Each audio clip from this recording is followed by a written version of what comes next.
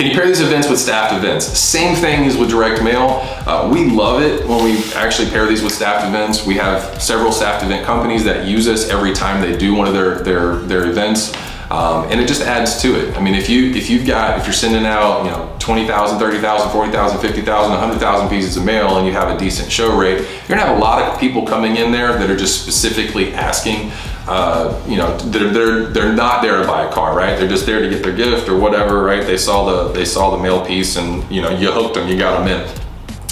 The cool thing about the Facebook deal is these customers aren't necessarily coming in to get a prize. Now, if they got a flyer in the mail, they're gonna ask for a prize, but if they saw it on Facebook and they set the appointment on Facebook, chances are they're coming in because they wanna do something, they wanna make a car deal. So, these pair really well with staffed events. And it's really like, I've worked staffed events, I've been on the sales floor in staffed events, and sometimes you have really great show rates, and you have tons and tons and tons of people show up, but that's because the hook is very aggressive, or the prize looks like they want a car or whatever.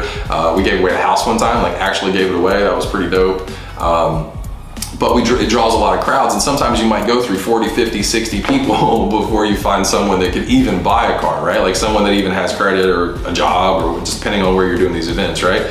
So from a salesperson at a staffed event standpoint, if someone came in and was like, didn't have a flyer and was like, yeah, I saw your ad on Facebook, I'm here to see the incentive team, that would be like a sigh of relief. So, during hard events, during trying staffed events, this can actually be a real blessing in disguise.